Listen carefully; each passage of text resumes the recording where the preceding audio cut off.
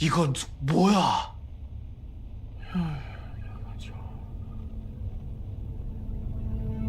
2018년 겨울 서울 외곽의 오래된 주택에서 전기가 끊긴 그 밤, 아무도 예상하지 못한 일이 시작되었다. 이정훈은 어둠 속에서 책장을 더듬다가 손에 들고 있던 책을 떨어뜨렸다. 둔탁한 소리와 함께 책장이 미묘하게 흔들렸다. 그 순간 그는 느꼈다. 이 집 어딘가에 숨겨진 공간이 있다는 것을. 호기심과 불안이 뒤섞인 채 그는 책장을 밀어냈다. 그리고 드러난 것은 단순한 벽이 아니었다. 먼지와 곰팡이 냄새가 가득한 창문도 없는 좁은 방. 그 안에는 누군가의 흔적이 남아 있었다. 오래된 시계 하나. 멈춰버린 시간처럼 20년 전 그날을 가리키고 있었다.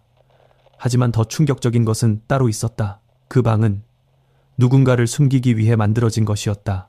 여러분은 지금 어디에서 이 이야기를 보고 계신가요? 현재 시각과 함께 댓글로 남겨주세요. 그리고 이런 숨겨진 진실을 계속해서 함께하고 싶다면 채널 구독도 잊지 마세요. 1998년 봄, 서울 관악구의 한 오래된 주택가. 그곳에는 겉으로 보기엔 완벽에 가까운 한 가족이 살고 있었다. 아버지, 이성재는 대학에서 경제학을 가르치는 교수였고, 어머니는 오랜 시간 교단에 서온 교사였다. 이들은 주변 이웃들 사이에서 흠잡을 데 없는 집안으로 불렸다. 두 아들 또한 그 기대를 배반하지 않았다. 첫째 이정훈은 조용하고 성실한 성격으로 이미 안정된 직장을 준비하고 있었고, 둘째 이정민은 서울대학교 법대에 재학 중인 수재였다. 명문대 안정된 가정, 바른 인성, 이 모든 요소가 한데 모인 이 가족은 그 자체로 하나의 성공 사례처럼 보였다. 하지만 그 완벽함은 너무도 쉽게 무너졌다. 1998년 4월 17일 아침, 정민은 평소처럼 집을 나섰다. 어머니에게 짧게 인사를 하고 아무 일도 없다는 듯 문을 닫고 나갔다. 그 모습이 가족이 본 그의 마지막이었다. 점심시간이 지나고 저녁이 되어도 그는 돌아오지 않았다. 처음에는 단순히 친구들과 늦게까지 시간을 보내고 있을 거라고 생각했다. 하지만 밤이 깊어지고 연락이 닿지 않자 가족의 불안은 점점 커지기 시작했다. 결국 다음날 새벽 실종 신고가 접수되었다. 경찰은 즉시 수사에 착수했다. 당시에는 지금처럼 촘촘한 CCTV 시스템이 없었기 때문에 목격자와 주변 탐문이 중요한 단서였다. 그러나 이상하게도 정민의 행적은 집을 나선 순간부터 완전히 끊겨 있었다. 학교로 향하는 길목에서도 대중교통에서도 그를 봤다는 사람은 나타나지 않았다. 마치 누군가가 의도적으로 그의 흔적을 지워버린 것처럼 그는 흔적 없이 사라졌다. 집안을 조사한 결과도 마찬가지였다.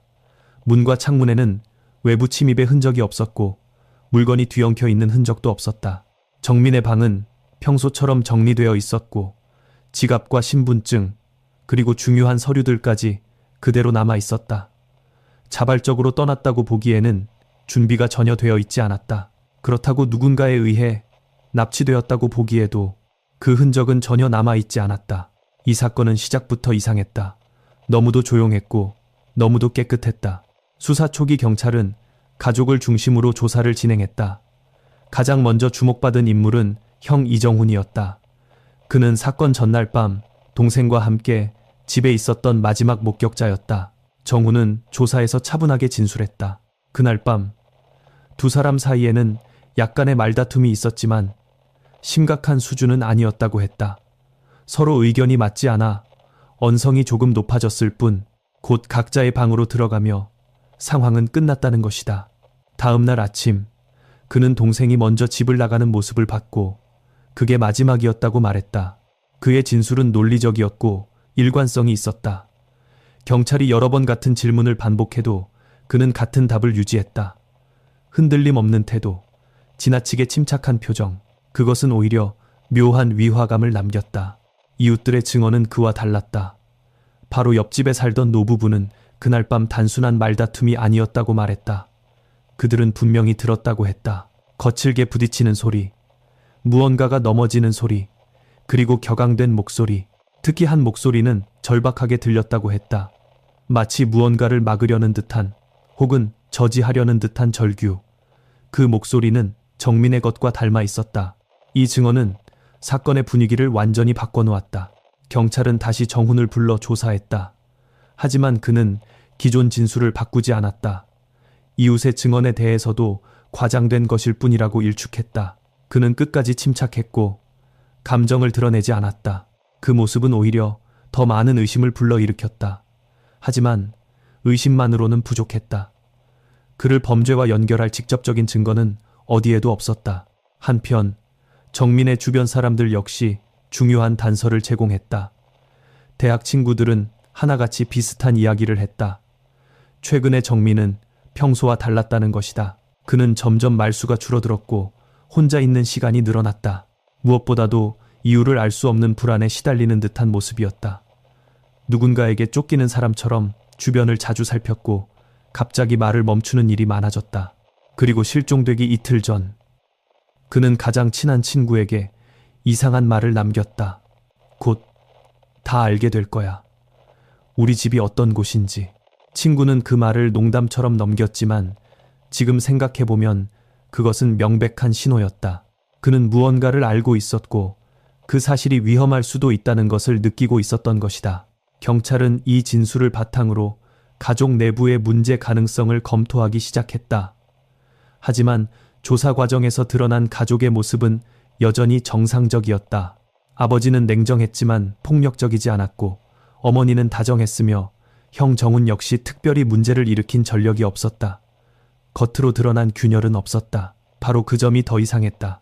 정민의 실종 이후 가족은 빠르게 무너져갔다. 어머니는 점점 말이 없어졌고 식사를 거르는 날이 늘어났다. 집안에는 늘 정적이 감돌았다. 아버지는 외부 활동을 줄였고 집에 머무는 시간이 많아졌다. 그러나 그 누구도 정민에 대해 깊이 이야기하지 않았다. 마치 그 이름을 입에 올리는 것 자체가 금기인 것처럼. 정훈은 그 중심에 있었다. 그는 여전히 집에 머물렀고 자신의 일상을 유지하려 애썼다. 하지만 그의 생활은 점점 폐쇄적으로 변해갔다. 친구들과의 연락도 줄었고 외출도 거의 하지 않았다. 그는 집안에 머물며 마치 무언가를 지키듯 살아갔다. 시간은 그렇게 흘러갔다. 몇 달이 지나고 수사는 점점 속도를 잃었다. 새로운 단서는 나오지 않았고 기존의 증거로는 사건을 더 이상 진전시키기 어려웠다. 결국 사건은 장기 미제 사건으로 분류되었다. 파일은 서랍 속으로 들어갔고 담당 형사들조차 다른 사건에 투입되었다. 하지만 이 사건에는 묘한 불편함이 남아 있었다. 너무도 완벽하게 사라진 한 사람, 너무도 침착한 마지막 목격자, 그리고 설명되지 않는 공백. 정민이 마지막으로 집을 나선 그 아침, 과연 그는 정말 스스로 걸어나간 것이었을까? 아니면 이미 그 순간 모든 것이 끝난 뒤였던 걸까? 그리고 그 질문은 아무도 답하지 못한 채 조용히 그러나 끈질기게 남아 있었다. 정민이 사라진 이후 수사는 멈춘 것처럼 보였지만 완전히 끝난 것은 아니었다. 일부 형사들은 이 사건에서 느껴지는 설명할 수 없는 불균형을 놓지 못하고 있었다. 모든 것이 지나치게 깔끔했다. 단서가 없는 것이 아니라 마치 의도적으로 제거된 것처럼 보였다. 그리고 그 중심에는 언제나 같은 인물이 있었다. 마지막으로 정민을 본 사람, 형 이정훈. 경찰은 정훈을 다시 불러들였다. 이번에는 단순한 참고인이 아니라 사실상 가장 중요한 인물로서의 조사였다. 조사실 안은 조용했고 시계 초침 소리만이 느리게 울렸다. 정훈은 여전히 차분했다. 눈빛은 흔들림이 없었고 질문이 반복되어도 같은 답을 유지했다. 그날은 별일 없었습니다. 그냥 사소한 말다툼이었습니다. 아침에 동생이 먼저 나갔습니다. 그는 단 한 번도 자신의 말에 의심을 허락하지 않았다. 하지만 형사들은 그의 완벽함에서 오히려 균열을 느끼고 있었다. 이웃들은 싸움 소리를 들었다고 합니다. 꽤 격렬했다고 하던데요. 형사의 질문에 정훈은 잠시 시선을 떨궜다가 다시 올렸다. 그 짧은 침묵이 오히려 더 크게 느껴졌다. 그러나 그의 대답은 변하지 않았다. 과장된 겁니다. 언성이 조금 높아진 건 맞지만 그렇게까지 심한 건 아니었습니다. 그의 목소리는 일정했고 감정은 억제되어 있었다. 너무도 잘 통제된 반응이었다. 조사는 몇 시간이나 이어졌지만 새로운 사실은 나오지 않았다. 그는 무너지지 않았고 틈을 보이지도 않았다. 하지만 형사들 사이에서는 하나의 공통된 인식이 형성되고 있었다. 이 사람, 뭔가를 숨기고 있다. 그 무렵 정민의 대학 동기 중 한 명이 경찰서를 찾았다. 그는 한동안 망설이다가 결국 입을 열었다. 정민은 실종되기 일주일 전부터 이상한 행동을 보였다는 것이다. 강의 중에도 자주 집중하지 못했고 누군가를 경계하는 듯 주변을 계속 살폈다. 심지어 휴대폰 통화를 하다가 갑자기 말을 멈추고 전화를 끊는 일이 반복되었다고 했다. 그리고 무엇보다 중요한 것은 그가 남긴 한 문장이었다. 형, 믿지 마. 그 말은 너무 짧았고 너무 모호했다. 하지만 동시에 너무 직접적이었다. 그 친구는 그 말을 농담처럼 넘겼다고 했다. 형제 사이에 갈등이 있을 수도 있으니까. 그러나 지금 와서 생각해보면 그 말은 분명히 단순한 불만이 아니었다. 그 안에는 분명히 공포가 담겨 있었다. 경찰은 이 진술을 바탕으로 다시 정훈을 압박하기 시작했다. 하지만 그는 그 말을 들은 적이 없다고 부인했다. 동생과 그런 대화를 나눈 기억도 없다고 했다. 그의 표정은 여전히 변하지 않았다. 오히려 그는 점점 더 말을 아끼기 시작했다. 질문에 대한 답은 짧아졌고 불필요한 설명은 완전히 사라졌다. 그의 태도는 점점 더 닫혀 가고 있었다. 수사는 다시 막히기 시작했다. 물리적인 증거는 여전히 없었고 모든 것은 정황과 추측에 의존하고 있었다. 형사들은 정훈의 주변을 더 깊이 조사했다. 그의 친구들, 학교 기록 생활 패턴. 그러나 특별한 이상은 발견되지 않았다. 그는 어릴 때부터 성실했고 문제를 일으킨 적이 없었다. 오히려 주변 사람들은 그를 모범적인 사람이라고 기억하고 있었다. 하지만 그 모범성 자체가 이제는 의심의 대상이 되고 있었다. 정민의 방에서 발견된 노트 한 권도 중요한 단서로 떠올랐다. 평소 공부 내용을 정리하던 노트였지만 마지막 페이지에는 전혀 다른 내용이 적혀 있었다. 날짜도 없고 맥락도 없는 단어들이었다. 거짓, 숨겨진 것, 아버지, 그리고 증거. 그 단어들은 마치 무언가를 급하게 기록한 것처럼 글씨가 흐트러져 있었다. 그 노트는 사건의 방향을 다시 바꾸었다. 이제 경찰은 단순히 형제 간의 갈등이 아니라 가족 전체의 비밀 가능성을 고려하기 시작했다. 하지만 문제는 여전히 같았다. 아무리 방향을 바꿔도 그 비밀을 증명할 수 있는 구체적인 증거가 없다는 점이었다. 정우는 여전히 그 집에 살고 있었다. 사건 이후에도 그는 집을 떠나지 않았다. 오히려 더 깊이 그 공간 안으로 들어간 것처럼 보였다. 이웃들은 그가 밤늦게까지 불을 켜놓고 혼자 있는 모습을 자주 목격했다. 창문 너머로 보이는 그의 실루엣은 움직임이 거의 없었고 마치 한자리에 서서 무언가를 바라보고 있는 것처럼 보였다고 했다. 그가 무엇을 보고 있었는지는 아무도 알지 못했다. 시간이 흐르면서 사람들은 점점 이 사건을 잊어갔다. 하지만 완전히 사라진 것은 아니었다. 몇몇 사람들의 기억 속에서는 여전히 그날 밤의 소리가 남아 있었다. 그리고 그 소리는 점점 더 선명해지고 있었다. 정민이 사라지기 전날 밤, 그는 단순히 화를 내고 있었던 것이 아니었다. 누군가를 향해 무언가를 막으려 하고 있었다. 그리고 그 대상은 가장 가까운 사람이었을 가능성이 높았다. 그날 밤 그 집 안에서는 단순한 말다툼이 아니라 돌이킬 수 없는 무언가가 시작되고 있었다. 하지만 그 진실은 여전히 아무도 입 밖으로 꺼내지 않고 있었다. 수사가 점점 벽에 부딪히면서 사건은 서서히 세상의 관심 밖으로 밀려나기 시작했다. 처음 몇 주 동안은 언론도 떠들썩했다. 명문대생 실종, 완벽한 가정의 균열, 같은 자극적인 제목들이 신문을 채웠고 방송에서는 전문가들이 나와 온갖 가능성을 제시했다. 하지만 시간이 흐르면서 새로운 사건들이 그 자리를 대신했다. 사람들은 점점 이 사건을 잊어갔다. 남은 것은 가족과 몇몇 형사들 뿐이었다. 정민의 실종 사건은 결국 장기 미제 사건으로 분류되었다. 담당 형사는 다른 부서로 이동했고 사건 파일은 차가운 금속 서랍 속으로 들어갔다. 그 안에는 사진 몇 장과 진술서, 그리고 해결되지 못한 질문들만이 남아 있었다. 그 질문들은 여전히 같은 자리를 맴돌고 있었다. 그날 밤 무슨 일이 있었는가? 정민은 어디로 사라졌는가? 그리고 이정훈은 무엇을 알고 있는가? 가장 먼저 무너진 사람은 어머니였다. 그녀는 처음 몇 달 동안은 매일같이 아들의 이름을 부르며 거리를 헤맸다. 전단지를 들고 경찰서를 찾고 병원과 보호소를 돌았다. 하지만 아무런 소식도 들리지 않자 그녀의 행동은 점점 느려졌고 말수도 줄어들었다. 결국 그녀는 집 밖으로 거의 나가지 않게 되었고 하루 종일 정민의 방 앞에 앉아 있는 날이 많아졌다. 문을 열지 못한 채 그저 손잡이를 잡고 있는 모습이 이웃들에게 목격되기도 했다. 아버지는 정반대였다. 그는 감정을 철저히 억눌렀다. 외부 사람들과의 접촉을 거의 끊었고 집 안에서도 말을 하지 않았다. 식사 시간에도 가족 간의 대화는 거의 없었다. 그는 마치 아무 일도 없다는 듯 자신의 일상을 유지하려 했다. 하지만 그 침묵은 오히려 더 큰 압박감으로 집 안을 짓누르고 있었다. 이웃들은 그 집을 지나갈 때마다 설명할 수 없는 불편함을 느꼈다고 했다. 문은 닫혀 있었지만 그 안에서 무언가가 계속해서 썩어가고 있는 느낌이었다. 그리고 그 중심에는 여전히 이정훈이 있었다. 정훈은 사건 이후에도 집을 떠나지 않았다. 오히려 그는 그 집에 더 깊이 뿌리를 내린 것처럼 보였다. 직장을 구했고 외부 활동도 최소한으로 유지했지만 그의 삶의 대부분은 여전히 그 집 안에 머물러 있었다. 그는 동생의 방을 그대로 보존했다.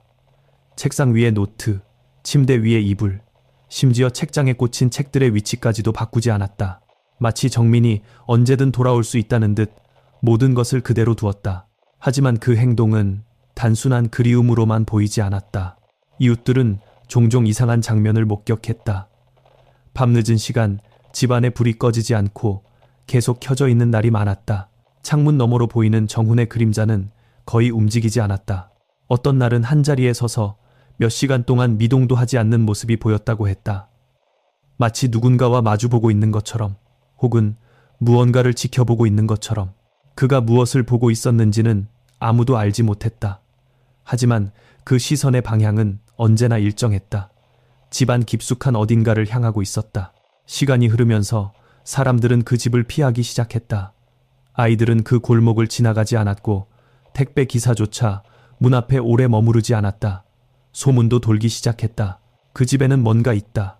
정훈이 이상해졌다. 동생 사건이 그냥 끝난 게 아니다. 물론 그 어떤 소문도 증명된 것은 없었지만 분위기는 분명히 변해가고 있었다. 경찰 내부에서도 이 사건은 완전히 잊히지 않았다. 몇몇 형사들은 여전히 그 파일을 떠올렸다. 특히 처음 수사를 담당했던 형사는 퇴직 후에도 가끔 그 사건을 떠올리곤 했다. 그는 주변 사람들에게 이런 말을 했다고 전해진다. 그 집, 뭔가 숨기고 있었어. 너무 조용했어. 그게 더 이상했어. 하지만 그는 더 이상 그 사건을 파고들 수 없었다. 법적으로도 물리적으로도 수사는 끝난 상태였다. 남은 것은 개인적인 의심뿐이었다. 그렇게 20년이라는 시간이 흘렀다. 도시는 변했고 사람들은 늙었고 많은 것이 사라졌다.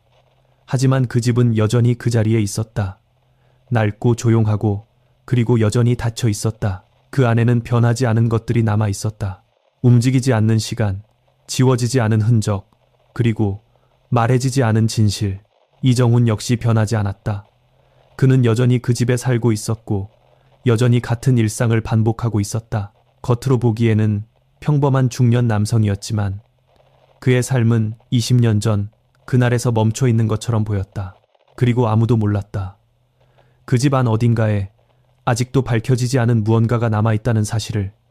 그것은 단순한 기억이 아니었다. 그것은 물리적으로 존재하는 무언가였다. 그리고 그 존재는 20년이라는 시간 동안 단 한 번도 세상 밖으로 드러난 적이 없었다. 2018년 겨울 서울 외곽의 그 집은 여전히 같은 모습으로 남아 있었다. 외벽의 페인트는 벗겨져 있었고 담벼락에는 오래된 이끼가 붙어 있었다. 시간이 그 집을 조금씩 잠식하고 있었지만 그 안에 사는 이정훈의 생활은 놀라울 정도로 변함이 없었다. 그는 여전히 혼자였고 여전히 같은 방에서 잠을 자고 같은 식탁에서 식사를 했다. 마치 20년 전 그날 이후로 아무것도 바뀌지 않은 사람처럼. 그날 밤도 평소와 크게 다르지 않았다. 갑작스러운 정전이었다. 집안의 불이 한순간에 꺼지면서 모든 것이 깊은 어둠 속으로 가라앉았다. 정훈은 잠시 멈춰섰다. 이 집에서 정전은 드문 일이 아니었지만 그날따라 이상하게도 공기가 무겁게 느껴졌다. 그는 익숙한 손길로 서랍을 열어 손전등을 찾았다. 빛이 켜지자 희미한 노란색 빛이 방 안을 비췄다. 그는 책장 쪽으로 걸어갔다. 손전등을 입에 문 채 위쪽 선반에 있던 책을 꺼내려던 순간이었다. 손끝이 미끄러지며 책 한 권이 바닥으로 떨어졌다. 둔탁한 소리가 울렸다. 그리고 그와 동시에 책장이 아주 미세하게 흔들렸다. 그 순간 정훈의 몸이 굳었다. 그는 천천히 시선을 내렸다. 바닥에 떨어진 책, 그리고 미묘하게 어긋난 책장의 위치. 평소에는 절대 움직이지 않던 무겁고 단단한 구조였다. 하지만 지금은 분명히 아주 조금 틈이 생겨 있었다. 정훈은 아무 말도 하지 않은 채 손전등을 들고 책장 쪽으로 다가갔다. 그의 숨소리가 점점 거칠어졌다. 손전등 빛이 흔들리며 벽과 책장을 비췄다. 그는 손을 뻗어 책장을 살짝 밀어보았다. 끼익! 오래된 나무가 긁히는 소리가 조용한 집 안에 울려 퍼졌다. 책장은 생각보다 쉽게 움직였다. 그 뒤에는 벽이 아니었다.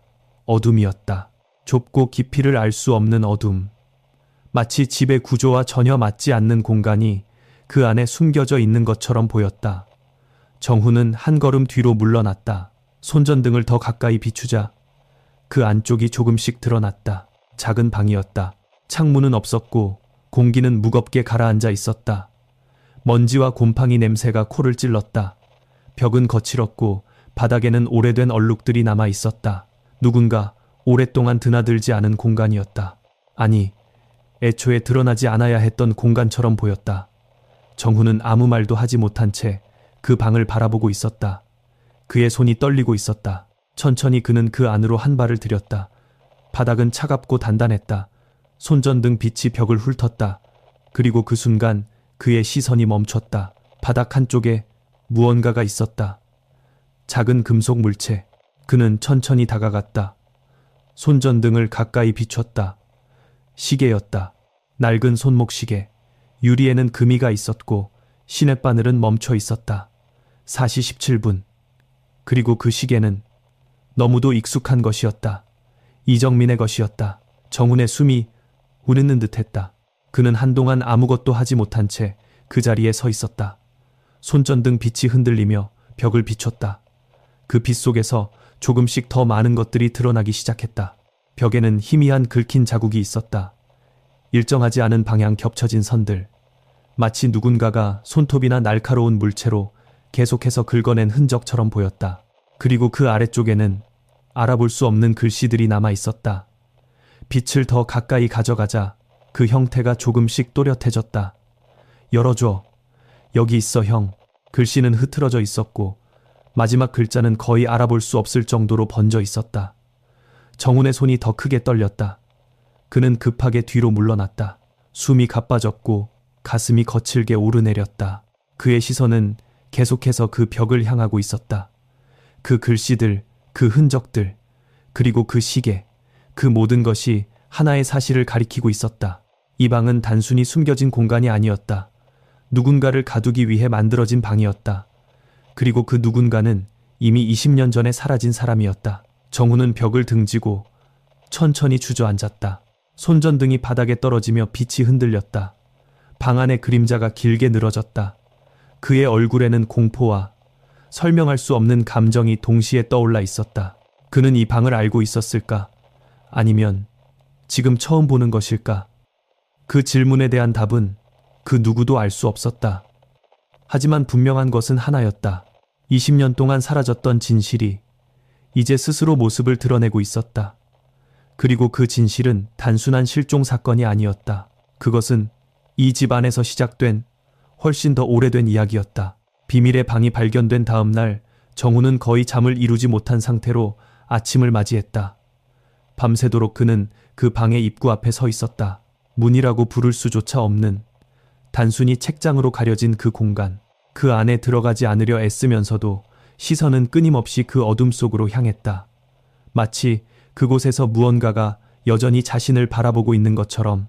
결국 그는 경찰에 신고했다. 그의 목소리는 침착했지만 어딘가 미묘하게 떨리고 있었다. 집안에서 이상한 공간을 발견했습니다. 그 말은 단순했지만 경찰에게는 충분히 강한 신호였다. 20년 전 실종 사건의 당사자가 갑자기 숨겨진 방을 발견했다는 것. 그것만으로도 이 사건은 다시 움직이기 시작했다. 현장에 도착한 형사들은 곧바로 집안을 통제했다. 노란 폴리스 라인이 설치되고 과학수사팀이 투입되었다. 오랜 시간 방치된 공간이었지만 그 안에는 분명히 흔적이 존재했다. 문제는 그것이 얼마나 남아있을지였다. 형사 한 명이 조심스럽게 책장을 밀어냈다. 어젯밤 정훈이 했던 것과 같은 동작이었다. 그리고 그 뒤에 드러난 공간을 처음 보는 순간 그는 잠시 말을 잃었다. 좁고 폐쇄된 구조, 창문 하나 없는 밀폐된 공간. 그것은 단순한 비밀 공간이 아니었다. 의도적으로 외부와 차단된 구조였다. 이건 사람이 들어갈 걸 전제로 만든 공간입니다. 누군가 낮게 말했다. 과학수사팀은 즉시 증거 채취를 시작했다. 벽면, 바닥, 그리고 그 안에 남아있는 모든 물건들, 특히 바닥에서 발견된 손목시계는 가장 중요한 증거로 분류되었다. 시계의 뒷면에는 희미하게 이름이 새겨져 있었다. 이정민. 더 이상 부정할 수 없는 연결고리였다. 형사들은 곧바로 정훈을 다시 불러 조사했다. 조사실 안 공기는 이전과는 완전히 달랐다. 이제 그는 단순한 참고인이 아니었다. 가장 유력한 인물이었다. 이 공간, 정말 몰랐습니까?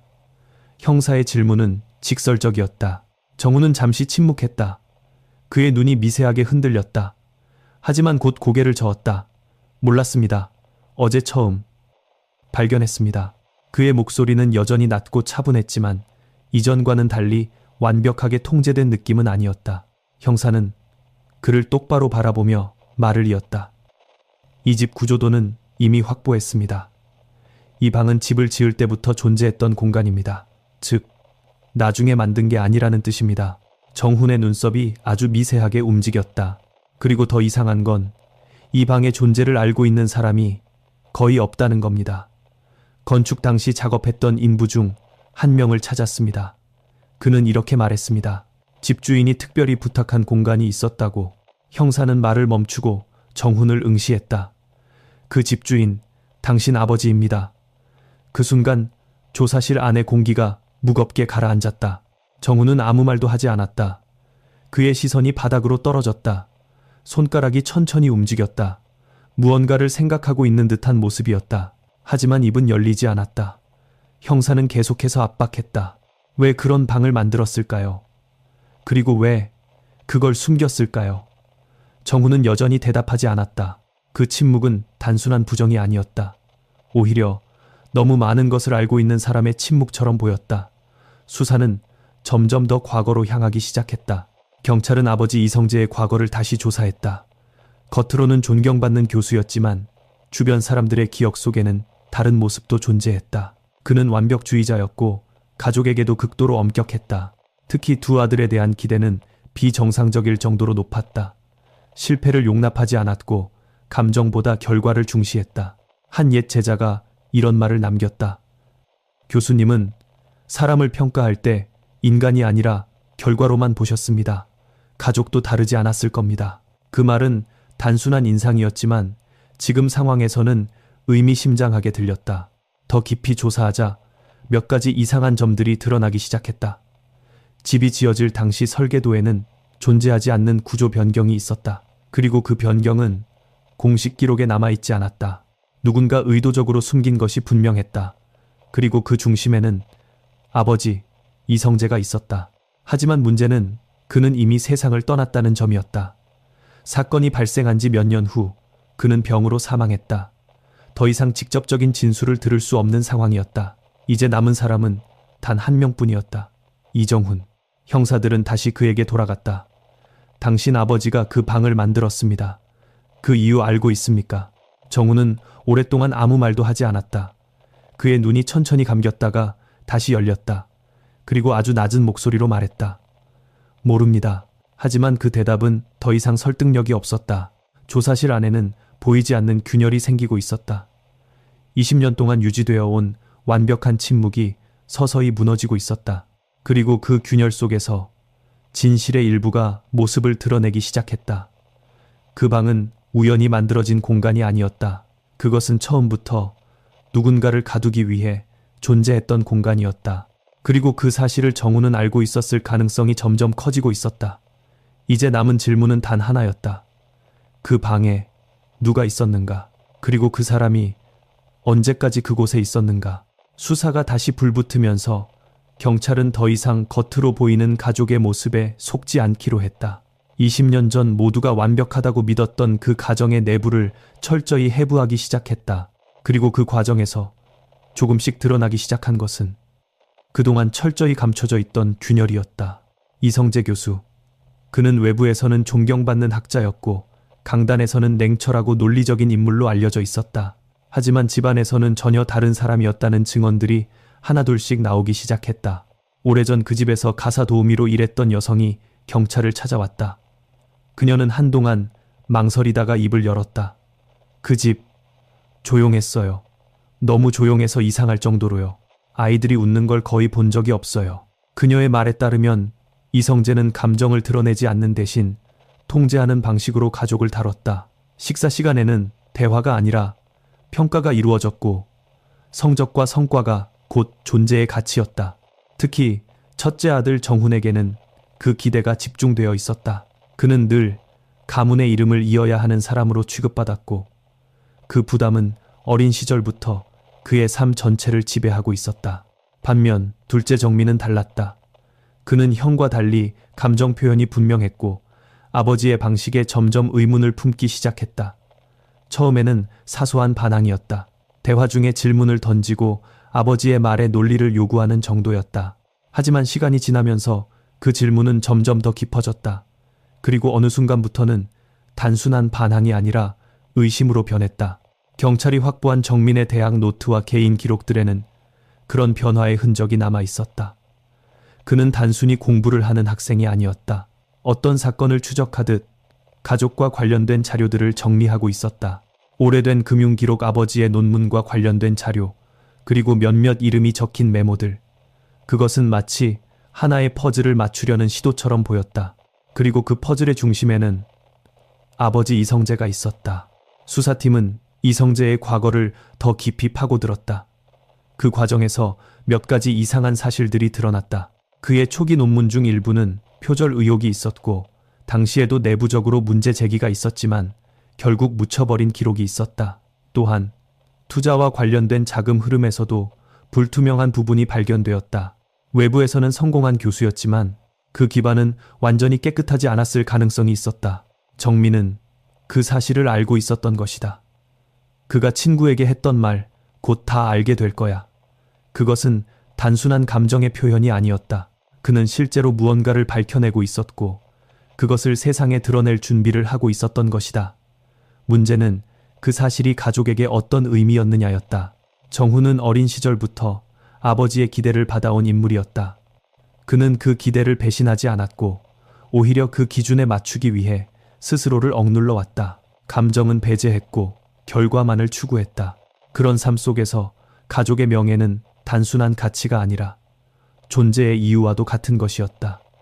그런 그에게 동생 정민이 발견한 진실은 무엇이었을까? 그것은 단순한 비밀이 아니었다. 그들의 삶 전체를 무너뜨릴 수 있는 위협이었다. 경찰은 정훈의 과거 진술을 다시 검토했다. 그리고 한 가지 이상한 점을 발견했다. 그는 사건 당시 동생과의 갈등을 사소한 의견 차이라고 표현했다. 하지만 지금까지 밝혀진 정황을 종합하면 그 갈등은 단순한 수준이 아니었을 가능성이 높았다. 그것은 가족의 존립 자체를 건 충돌이었을지도 모른다. 정민은 진실을 밝히려 했고 정훈은 그것을 막아야 했다. 그 둘 사이에는 더 이상 타협의 여지가 없었을 것이다. 형사들은 그날 밤을 다시 구성하기 시작했다. 정민은 이미 증거를 어느 정도 확보한 상태였고 그것을 가지고 형과 대면했을 가능성이 높았다. 그는 아버지의 비밀 가족의 거짓된 기반을 폭로하려 했을 것이다. 그리고 그 대상은 가장 먼저 형이었을 것이다. 형 다 알아. 그 한 문장이 그날 밤의 시작이었을지도 모른다. 정훈은 그 말을 들었을 때 어떤 선택을 했을까? 그는 평생을 그 가족의 틀 안에서 살아온 사람이었다. 아버지의 기대 가문의 명예, 그리고 그 안에서 자신의 위치, 그것이 무너진다는 것은 단순히 현실이 바뀌는 것이 아니라 자신의 존재 자체가 부정되는 것이었다. 그 순간 그는 형이 아니라 지켜야 할 것을 가진 사람이었을 것이다. 그리고 정민은 그것을 무너뜨리려는 사람이었다. 그 충돌은 피할 수 없는 것이었다. 문제는 그 끝이 어디였느냐였다. 정민은 왜 사라졌는가? 그 질문은 이제 조금씩 방향을 바꾸고 있었다.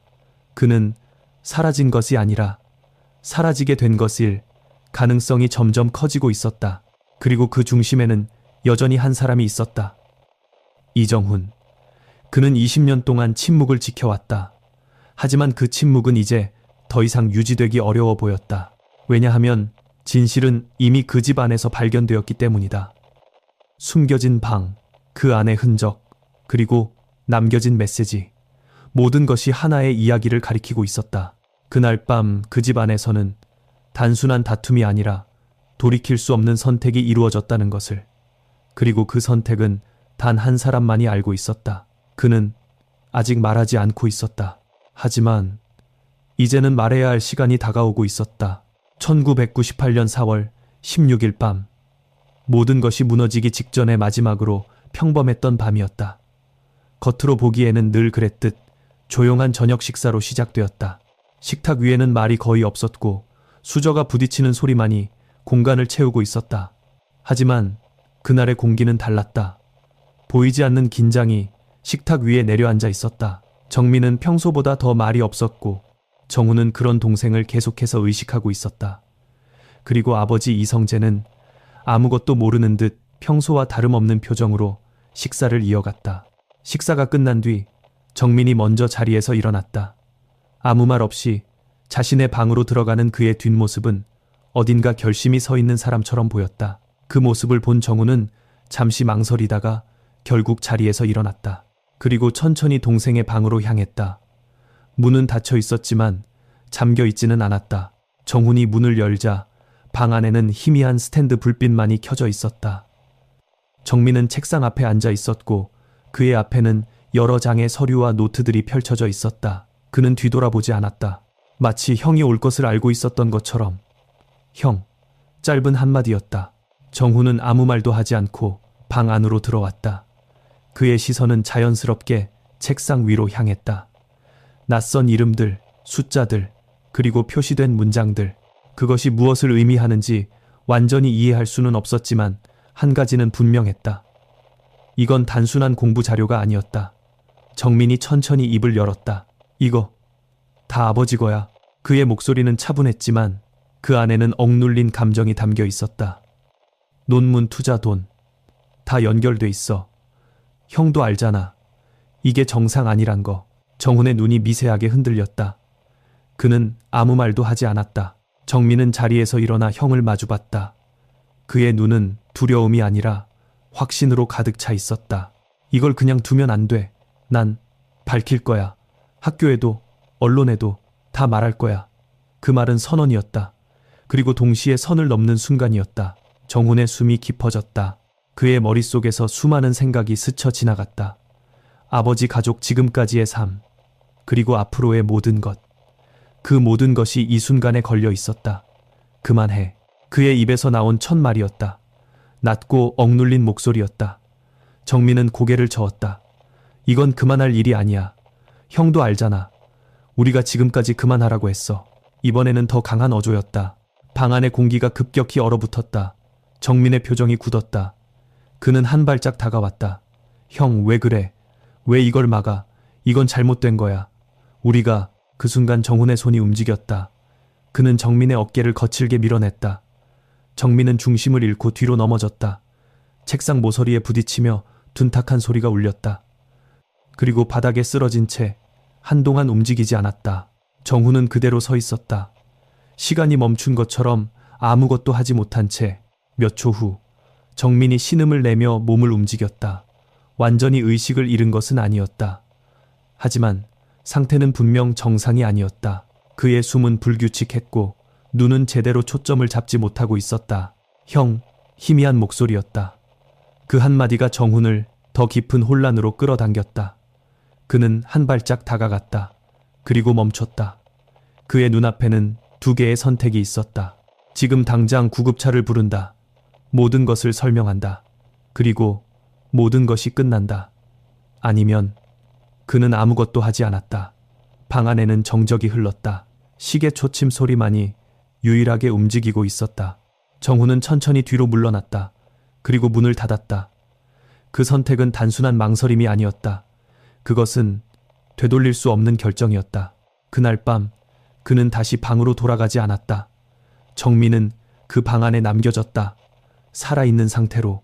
그리고 그 이후에 일어난 일은 더 이상 사고로 설명할 수 없는 영역에 속해 있었다. 정우는 밤이 깊어질수록 점점 더 불안해졌다. 방 안에서 들려오는 소리 때문이었다. 처음에는 희미한 움직임, 그 다음에는 벽을 긁는 소리, 그리고 두드리는 소리. 형, 그 소리는 점점 더 분명해졌다. 하지만 정우는 움직이지 않았다. 그는 그 소리를 들으면서도 아무것도 하지 않았다. 그날 밤, 그 집 안에서는 단순한 사고가 아니었다. 누군가가 선택을 했고, 그 선택은 한 사람의 운명을 완전히 바꿔버렸다. 그리고 그 선택은 20년 동안 단 한 번도 되돌려지지 않았다. 정우는 문을 닫은 채 한동안 그 자리에 서 있었다. 손잡이를 쥔 손이 미세하게 떨리고 있었다. 방 안에서 들려오는 소리는 점점 더 분명해지고 있었다. 처음에는 희미한 움직임이었지만 시간이 지날수록 그것은 의식이 남아있는 사람의 몸부림으로 바뀌고 있었다. 툭, 툭, 툭 벽을 두드리는 소리였다. 정훈의 숨이 거칠어졌다. 그는 한 발짝 뒤로 물러났다. 그리고 복도를 지나 거실로 향했다. 하지만 그 소리는 따라왔다. 벽을 타고 바닥을 울리고 그의 귀를 파고들었다. 마치 도망칠 수 없다는 것을 증명하듯이. 형. 그 목소리는 분명히 들렸다. 정훈은 두 귀를 막았다. 하지만 소리는 멈추지 않았다. 오히려 더 또렷해졌다. 그의 머릿속에서 울리는 것처럼 그 목소리는 계속해서 반복되었다. 형, 여기야. 그는 숨을 참고 소파에 앉았다. 시계를 바라봤다. 시간이 지나면 이 상황도 사라질 것이라고 믿으려 했다. 그저 잠시의 혼란일 뿐이라고. 하지만 시간이 흐를수록 상황은 더 선명해지고 있었다. 그는 알고 있었다. 저 방 안에 정민이 아직 살아있다는 것을. 그리고 그 사실은 그를 더 깊은 선택의 갈림길로 밀어넣고 있었다. 정훈의 머릿속에는 수많은 장면들이 스쳐 지나갔다. 병원 경찰 조사 뉴스, 그리고 아버지의 얼굴. 그 모든 것들이 하나로 이어지며 하나의 결론으로 수렴되고 있었다. 이 일이 밖으로 알려지면 모든 것이 끝난다. 그로 그는 천천히 눈을 감았다. 그리고 아무것도 하지 않았다. 그 결정은 조용했지만 치명적이었다. 시간이 흐르면서 방 안의 소리는 점점 약해졌다. 처음에는 계속해서 두드리던 소리도 점점 간격이 길어졌고 결국에는 거의 들리지 않게 되었다. 마지막으로 들린 것은 아주 희미한 긁힘 소리였다. 그 이후로 완전히 조용해졌다. 정훈은 그 순간까지도 움직이지 않았다. 그는 알고 있었다. 이제 돌아갈 수 없다는 것을. 그날 밤이 지나고 아침이 왔다. 햇빛이 창문을 통해 들어왔지만 집안의 공기는 여전히 무거웠다. 정훈은 천천히 자리에서 일어났다. 그리고 복도를 걸어 그 방 앞에 섰다. 문을 바라보는 그의 눈은 공허했다. 그는 문을 열지 않았다. 대신 그는 다른 선택을 했다. 그날 이후 며칠 동안 그는 거의 집 밖으로 나가지 않았다. 필요한 물건만 최소한으로 사들였고 대부분의 시간을 집 안에서 보냈다. 그리고 그 사이에 그는 하나의 작업을 진행했다. 숨기는 작업. 그는 집 구조를 바꾸기 시작했다. 책장을 옮기고 벽을 덧대고 공간을 가리는 방법을 고민했다. 원래 존재하던 그 방을 완전히 외부와 단절시키기 위해서였다. 그는 전문가가 아니었지만 충분히 치밀했다. 외부에서 보면 전혀 이상하지 않도록 자연스럽게 책장을 배치했다. 틈을 최소화하고 구조를 고정시켰다. 그리고 그 안에 있는 공간은 완전히 봉인되었다. 그 안에 무엇이 있는지 아무도 알 수 없도록. 그 과정에서 그는 단 한 번도 망설이지 않았다. 마치 이미 결정을 내린 사람처럼. 며칠 후 그는 경찰에 실종 신고를 했다.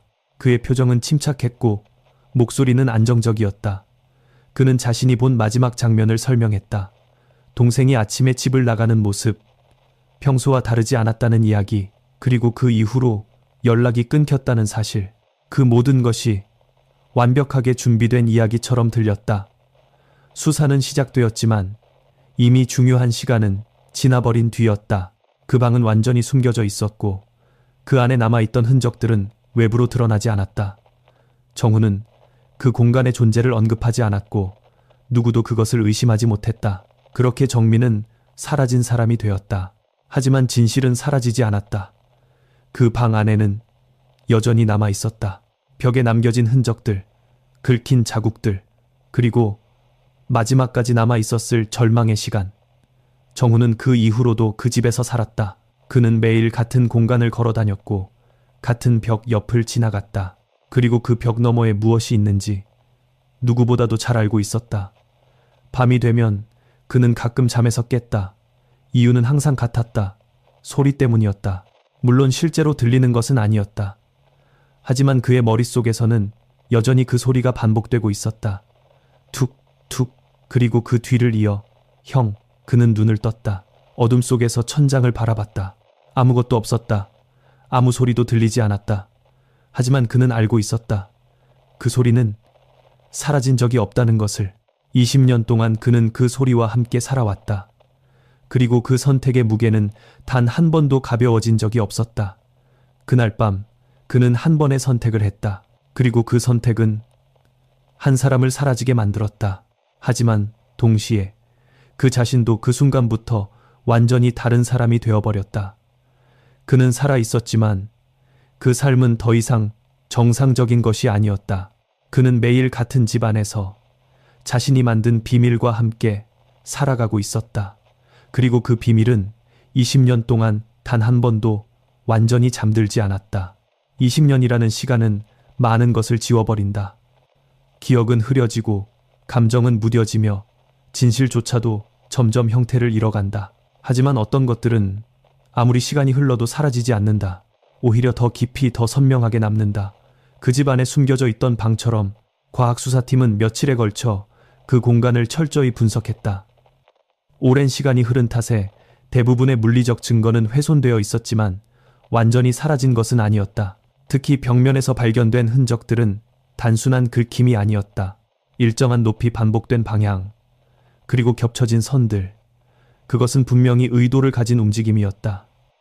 이건 사람이 안에서 계속해서 벽을 긁은 흔적입니다. 분석관의 말은 조용했지만 그 의미는 무거웠다.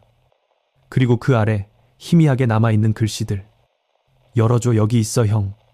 그 단어들은 단순한 낙서가 아니었다. 그것은 남겨진 마지막 기록이었다. 수사팀은 그 방의 구조를 다시 분석했다. 외부와 완전히 차단된 구조, 환기시설의 부재, 그리고 내부에서 탈출할 수 없는 설계. 그것은 단순한 은신처가 아니었다. 오히려 누군가를 가두기 위한 목적에 더 가까웠다. 그리고 그 안에서 사람이 일정 시간 이상 살아 있었을 가능성이 제기되었다. 사망 시점이 즉각적인 건 아니었을 겁니다. 법의 학자의 말이었다. 그 말은 그 방 안에서 벌어진 일이 단순한 사고가 아니었음을 의미했다. 정민은 그 안에서 시간을 보냈다. 혼자서, 도움 없이. 그리고 그 시간은 결코 짧지 않았을 가능성이 높았다. 정우는 그 사실을 들었을 때 아무 말도 하지 않았다. 그는 조사실 의자에 앉아 손을 무릎 위에 올려놓은 채 고개를 숙이고 있었다. 형사의 질문이 이어졌지만 그는 대답하지 않았다. 당신 들었죠? 형사의 목소리가 낮게 울렸다. 그 방에서 소리 들었잖아요. 정훈의 손가락이 미세하게 움직였다. 그는 여전히 고개를 들지 않았다. 하지만 그의 숨이 조금씩 흔들리고 있었다. 형사는 더 가까이 다가갔다. 그 안에서 동생이 살아 있었다는 겁니다. 당신은 그걸 알고 있었고 그 상태로 두었습니다. 정훈의 어깨가 아주 조금 떨렸다. 그 순간 20년 동안 유지되어 온 침묵에 금이 가기 시작했다. 그는 천천히 입을 열었다. 처음엔 몰랐습니다. 목소리는 낮았고 거의 들리지 않을 정도였다. 그냥 쓰러진 줄 알았습니다. 잠깐 기절한 줄. 그래서 조금 지나면 괜찮아질 거라고. 그는 말을 멈췄다. 숨을 고르는 듯 했다. 근데 소리가 들렸습니다. 그의 손이 점점 더 떨리기 시작했다. 벽을 두드리는 소리, 이름을 부르는 소리. 그는 눈을 감았다. 들렸습니다. 조사실 안이 조용해졌다. 형사는 아무 말도 하지 않고 그를 바라보고 있었다. 정훈은 계속해서 말을 이었다. 문 앞에 서 있었습니다. 한참을 그냥 서 있었습니다. 그의 목소리는 점점 무너지고 있었다. 열면 다 끝나는 거였으니까. 그 한 문장은 모든 것을 설명하고 있었다. 그는 알고 있었다. 문을 열면 동생을 구할 수 있었다. 하지만 동시에 모든 것이 드러나게 된다. 그날 밤의 일, 아버지의 비밀, 그리고 자신의 선택. 그는 그 사이에서 선택했다. 그래서 안 열었습니다. 그 말이 끝났을 때 그의 어깨가 무너져 내렸다. 그는 고개를 들지 못한 채 계속해서 같은 말을 반복했다. 안 열었습니다. 안 열었습니다. 그 반복은 마치 자신에게 내리는 형벌처럼 들렸다. 그날 밤 이후 그는 매일 그 소리를 들었다고 했다. 처음에는 실제로 들렸고 시간이 지나면서는 머릿속에서 반복되었다. 잠을 자도 깨어 있어도 그 소리는 사라지지 않았다. 그는 그것을 잊기 위해 살았다. 아무 일도 없었던 것처럼 그 방의 존재도 그 안의 기억도 모두 지워버리려 했다. 하지만 완전히 지워지지는 않았다. 그는 20년 동안 그 집에서 살았다. 같은 벽을 마주보고 같은 공간을 지나며 매일 그 기억과 함께 살아왔다. 그리고 결국 그 방이 다시 열렸다. 그것은 우연이 아니었을지도 모른다. 어쩌면 그가 무의식적으로 기다려온 순간이었을지도 모른다. 20년 동안 닫혀있던 진실이 마침내 스스로 모습을 드러낸 순간. 그리고 그 진실은 그 누구도 예상하지 못한 방식으로 그를 다시 그날 밤으로 끌어당기고 있었다. 그는 끝내 도망칠 수 없었다. 그 선택으로부터, 그 소리로부터, 그리고 그 방으로부터. 정훈의 자백은 조용하게 시작되었지만 그 파장은 결코 작지 않았다. 20년 동안 닫혀있던 사건의 문이 한순간에 열리면서 수사팀은 그동안 흩어져 있던 모든 조각들을 하나로 맞추기 시작했다. 그의 말은 단순한 진술이 아니었다. 그것은 그날 밤 이후 멈춰있던 시간의 기록이었다. 조사실 안에서 정훈은 더 이상 처음에 그 침착한 사람이 아니었다. 그의 어깨는 축 처져 있었고 시선은 바닥에 고정된 채 움직이지 않았다. 질문이 이어질 때마다 그는 대답했지만 그 목소리는 점점 더 작아졌고 문장도 점점 짧아졌다. 마치 말을 꺼내는 것 자체가 고통인 사람처럼. 왜? 신고하지 않았습니까? 형사의 질문은 단순했지만 그 안에는 20년의 시간이 담겨 있었다. 정훈은 한동안 아무 말도 하지 않았다. 입술이 움직였지만 소리는 나오지 않았다. 그리고 한참 후 겨우 입을 열었다. 무서웠습니다. 그는 잠시 멈췄다. 숨을 깊게 들이쉬고 다시 말을 이었다. 모든 게 끝날까봐. 그 모든 것이 무엇인지 그는 굳이 설명하지 않았다. 하지만 조사실 안에 있던 누구도 그 의미를 모르는 사람은 없었다. 가족의 명예, 아버지의 이름, 그리고 자신이 쌓아온 삶, 그 모든 것이 한순간에 무너질 수 있다는 공포. 그 공포는 결국 한 사람의 생명보다 더 크게 작용했다. 수사팀은 그의 자백을 바탕으로 사건을 재구성했다. 정민은 그날 밤 단순한 사고로 쓰러진 것이 아니었다. 그의 머리에는 충격의 흔적이 있었고 그것은 분명 외부의 힘에 의해 발생한 것이었다. 하지만 그것이 고의적인 폭행이었는지 아니면 격한 충돌 속에서 발생한 것인지는 끝내 명확히 규명되지 않았다. 그러나 중요한 것은 그 이후였다. 정민은 살아 있었다. 그리고 정훈은 그것을 알고 있었다. 그는 문 앞에 서 있었고 그 안에서 들려오는 소리를 들었다. 도움을 요청하는 목소리, 벽을 두드리는 손, 점점 약해지는 숨소리. 그 모든 것을 들으면서도 그는 문을 열지 않았다. 그 선택은 단순한 방관이 아니었다. 그것은 의도적인 외면이었다. 법적으로도 그리고 도덕적으로도 그것은 명백한 범죄였다. 정훈은 결국 유기치사 혐의로 기소되었다. 고의적인 사례로 보기에는 직접적인 행위가 부족했지만 생명을 구할 수 있는 상황에서 아무런 조치를 취하지 않았다는 점은 분명했다. 그리고 그 결과는 돌이킬 수 없었다. 재판은 조용하게 진행되었다.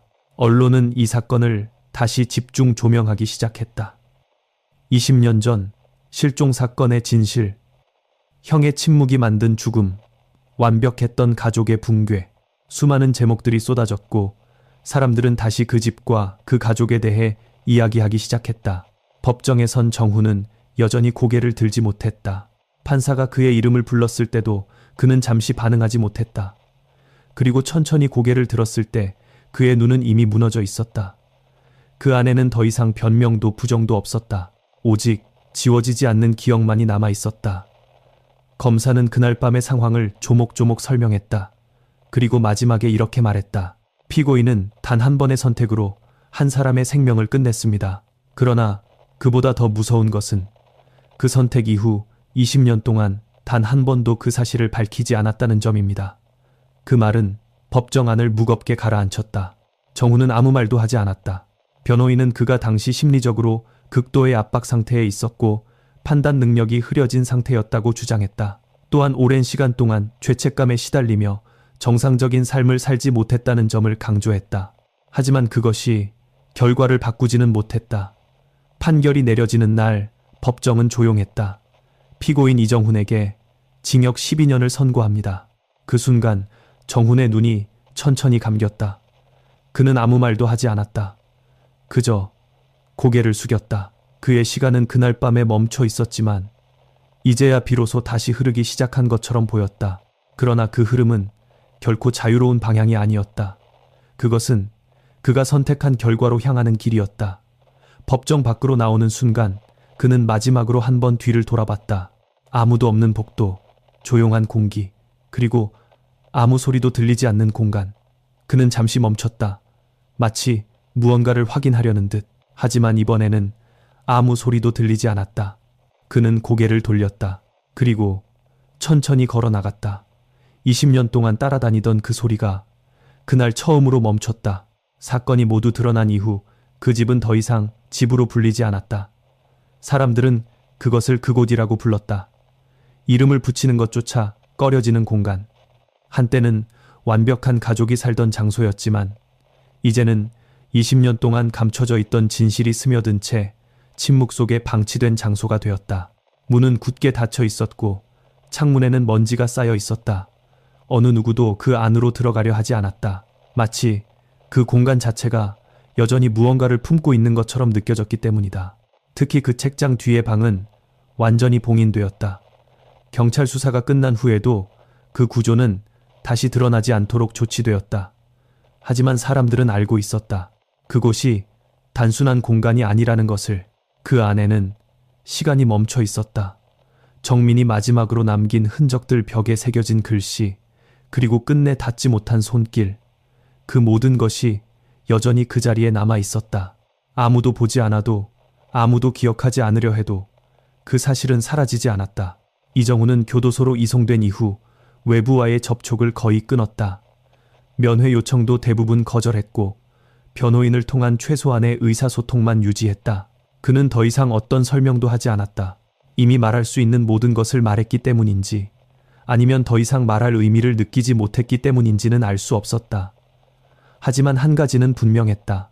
그는 더 이상 도망치지 않고 있었다.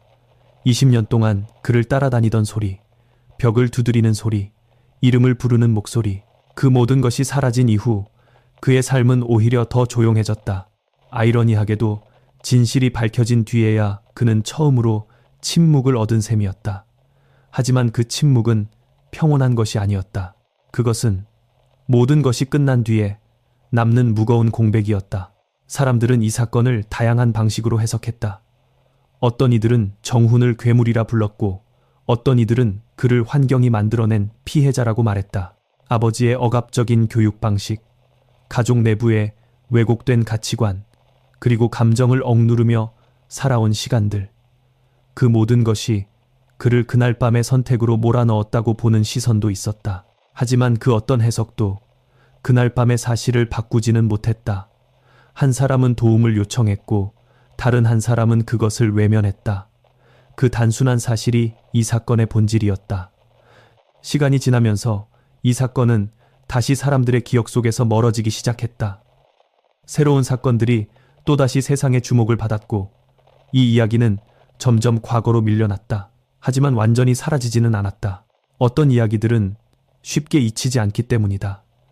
특히 그 이야기가 인간의 선택과 그 결과에 대한 것이라면 더더욱 그 집은 여전히 그 자리에 남아있다.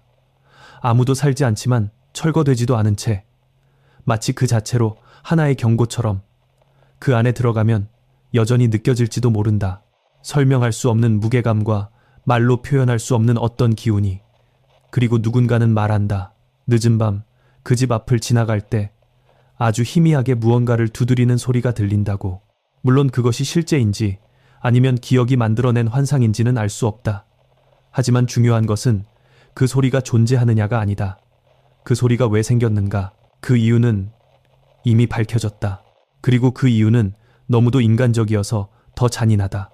선택. 그날 밤 단 한 번의 선택이 한 사람의 삶을 끝냈고 또 다른 한 사람의 인생을 영원히 묶어버렸다. 그리고 그 선택의 흔적은 20년이 지나도 여전히 사라지지 않았다. 어떤 진실은 밝혀지는 순간 끝나는 것이 아니라 그때부터 비로소 시작되는 경우도 있습니다. 이 이야기는 단순한 범죄가 아니라 인간이 어떤 상황에서 어떤 선택을 하게 되는지, 그리고 그 선택이 얼마나 오래 깊게 삶을 뒤흔들 수 있는지를 보여줍니다. 만약 그날 밤 단 한 번의 문이 열렸다면 이 모든 비극은 막을 수 있었을지도 모릅니다. 하지만 현실은 그렇지 않았고 그 결과는 되돌릴 수 없는 상처로 남았습니다. 여러분은 이 사건을 어떻게 생각하시나요? 정훈의 선택은 단순한 공포 때문이었을까요? 아니면 더 깊은 이유가 있었던 걸까요? 여러분의 생각을 댓글로 남겨주세요. 그리고 이런 이야기들을 계속 함께하고 싶다면 채널 구독도 부탁드립니다.